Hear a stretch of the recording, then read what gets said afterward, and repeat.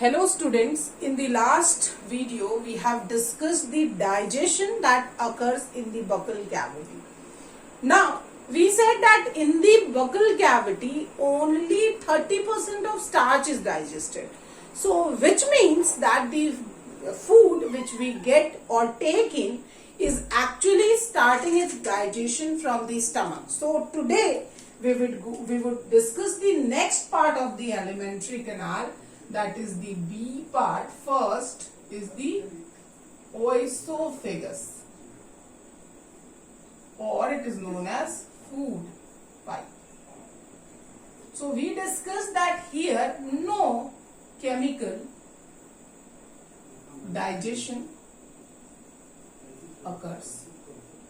So we can say that in the food pipe there is no chemical digestion, which means here only what we have to recognize, there is a special movement called peristaltic movement. So we discussed in the starting video that the whole alimentary canal is a muscular long tubular pipe-like structure. So now in that muscles there is contraction and relaxation, due to which the food slips down this food pipe or the oesophagus, and that movement is known as peristaltic movement, that is contraction and relaxation.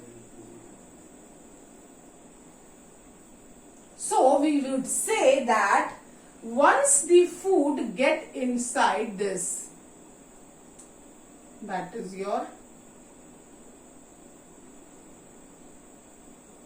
from the buccal cavity, it would get to a part which is common, that is known as pharynx. Pharynx is said to be a common passage from where the nasal chamber would open or the air would go as well as the food would go. So this is the common, and from here there is this oesophagus which would ultimately open into the stomach.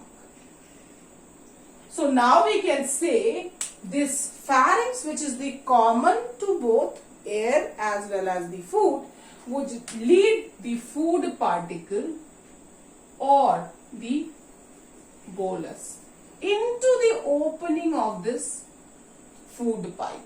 But as we know, just next to it there is another pipe which would be known as windpipe or the trachea.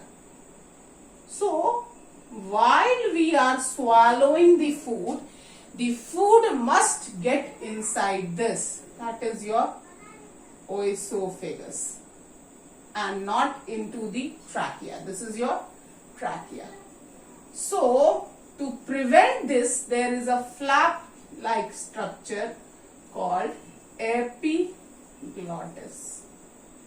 So this epiglottis is a membranous flap like structure which covers the windpipe when we are swallowing the food. So what is epiglottis? We would write here. Epiglottis, it is a membranous flap like structure which covers the opening of windpipe during swallowing of food. So while we are swallowing the food, that food must get inside the food pipe, not into the windpipe. For that prevention, there is a membranous flap-like structure that is called epiglottis.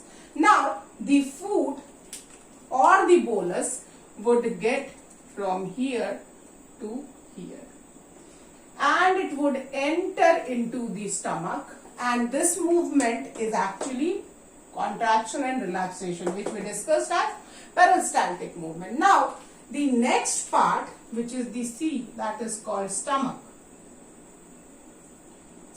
In stomach, the bolus would enter, and here is the bolus, and the wall of stomach is lined by glandular cells. So these are what? They represent the gastric gland. Now there is no specialized gland attached to them. The wall of the stomach is also muscular in nature. So some cells are glandular in nature. They are secreting certain fluid, and hence they are termed as gastric glands. So now the gastric glands would release this. This green part is what? This is gastric juice. And this gastric juice would act on the bolus and convert it into a semi-liquid form, which is known as chyme. So in the buccal cavity, it is termed as bolus because it is a solid ball-like structure and it has not undergone overall digestion. But in the stomach, it is semi-fluid, hence it is known as chyme. So we would discuss what is stomach. It is a J-shaped organ from where the actual digestion starts. So we would say actual digestion means digestion of everything. The wall of stomach has glandular cells called gastric gland, which secretes gastric juice.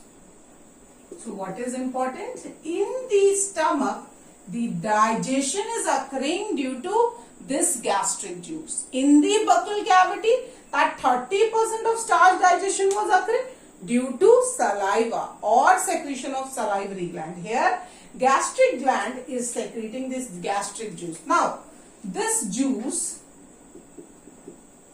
consists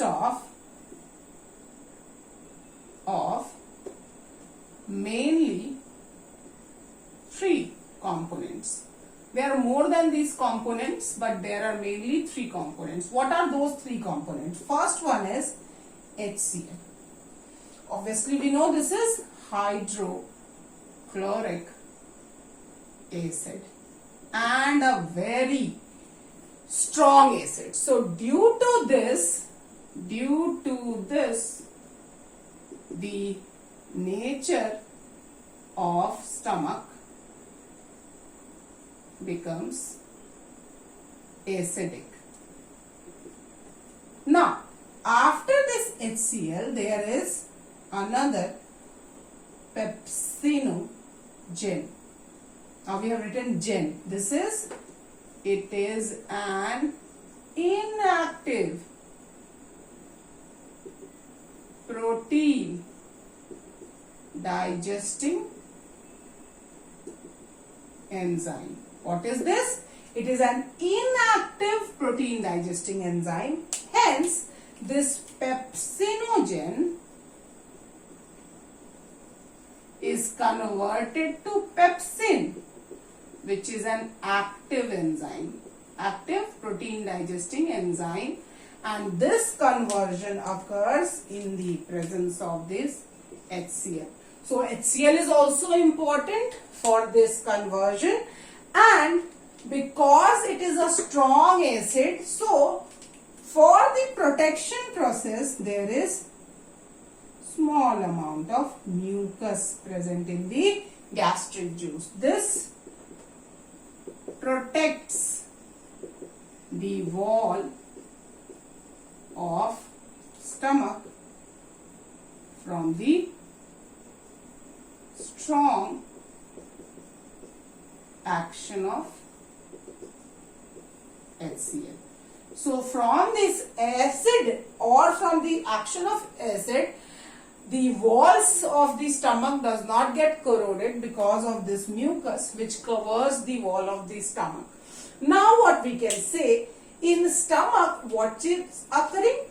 So we would say here partial digestion occurs. Now what all are occurring?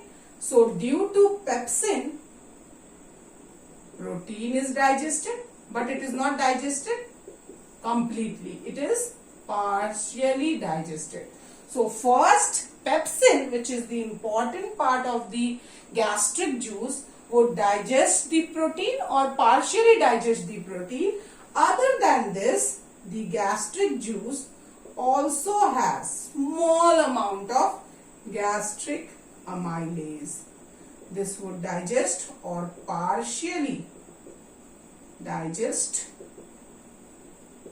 carbohydrate. So one is digesting protein, another one is digesting carbohydrate, and other than this gastric amylase, it also has gastric lipase. Obviously this is important for emulsification of fat. Now we have not written digestion, we have written emulsification. Now emulsification process is what? There are large droplets of fats, so that large droplets are broken down into smaller droplets, and that process is known as emulsification. As we know, fat would not get dissolved in the water, so broth like solution which is formed due to breaking down of that fat particles and mixing it with the juice particles is known as emulsification. So we can say, due to this action of gastric juice, so we can say due to action of this juice on bolus, what we said was reached into the stomach, that is solid ball like structure, that is called bolus. Now it is converted to semi-liquid form or partially digested food. Now this becomes partially digested food, not completely digested food. This partially digested food is now known as what? Chyme. So we have written bolus is equal to chewed food plus saliva. Now this chyme is equal to bolus plus gastric juice. This is important. So this gastric juice, when performs the action over the bolus, it is converted to a semi-liquid form or a viscous type of form, that is known as chyme, and hence we say that partial digestion of food would occur in the stomach due to the presence of another gland or another gastric gland, digestive gland, that is known as gastric gland. So first digestive gland we have discussed in the buccal cavity, that is your saliva.